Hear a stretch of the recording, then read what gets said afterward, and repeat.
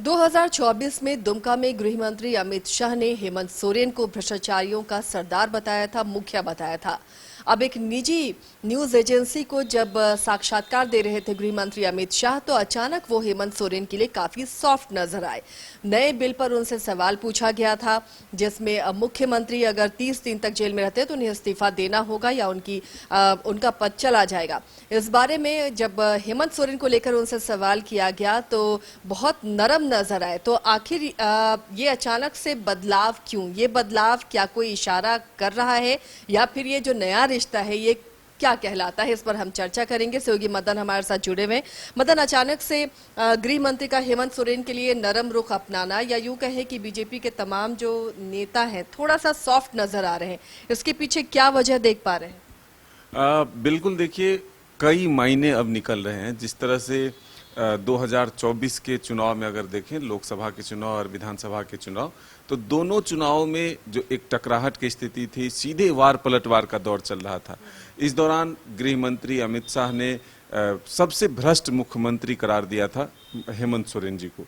लेकिन जब गिरफ्तारी होती है उनकी, ईडी जब गिरफ्तार करती है, फिर वो इस्तीफा देते हैं और फिर चुनावी मैदान में उतरते हैं, चुनाव जीत के दोबारा वो पूर्ण बहुमत की सरकार बनाते हैं, तब जब एक नया कानून केंद्र की सरकार लाई है तो इस कानून पर ही चर्चा चल रहा है।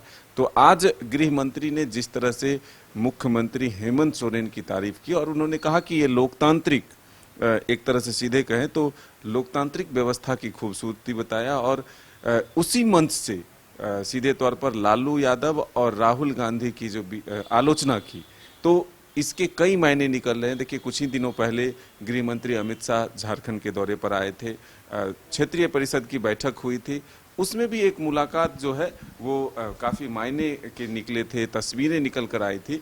तो ये एक तरह से आप मान सकते हैं कि अब जब राजनीतिक विश्लेषक इस पर चर्चा शुरू किए हैं तो वो ये कह रहे हैं कि आने वाले दिनों में जो केंद्र की सरकार को विपक्षियों की एकजुटता और जो विरोध का सामना करना पड़ रहा है, कहीं ना कहीं इसमें भी अमित शाह की एक रणनीति बन रही है कि क्षेत्रीय दलों को साथ और जोड़ा जाए ताकि क्षेत्रीय दबाव जो है वो कम हो सके। तो ऐसे में एक महत्वपूर्ण पहल जो है इसे मान सकते हैं। और भी कई तरह के मायने निकल रहे हैं कि आखिर क्या कुछ बड़ा होने वाला। ये जो सॉफ्टनेस दिखा मदन, इसे हम राजनीतिक चश्मे से देखें या देख सकते हैं आने वाले दिनों में कुछ ऐसा हो सकता है? देखिए, ये शब्द काफी मायने रखते हैं। अमित शाह ने सीधे तौर पर कहा कि लोकतांत्रिक मूल्यों और संवैधानिक प्रक्रिया का सम्मान इसे बता दिया।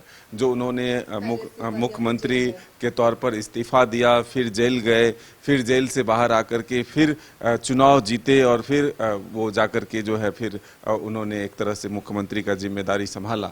तो ये जो पूरी प्रक्रिया हुई, इसी पर उन्होंने ये कहा कि ये लोकतांत्रिक प्रक्रिया का जो सम्मान उन्होंने किया है, तो आज तारीफ हुई। लेकिन ठीक एक वर्ष पहले अगर आप तस्वीर देखें तो सबसे भ्रष्ट मुख्यमंत्री का तमगा जो है हेमंत सोरेन जी को अमित शाह ने दिया था।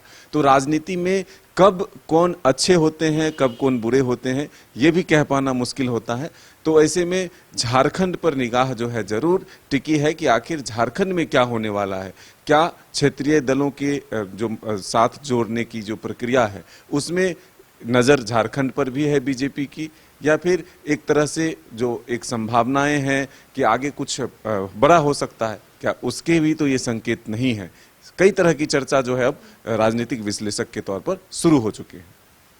तो बहरहाल ये राजनीति है और राजनीति में संभावनाएं कभी खत्म नहीं होती हैं। तो जब आप किसी के लिए सख्त रवैया दिखाते हैं, उसे कई तमगे से नवाजते हैं और उसके बाद जब आप सॉफ्ट होते हैं और उसकी तारीफ करते हैं तो सवाल उठना लाजमी है।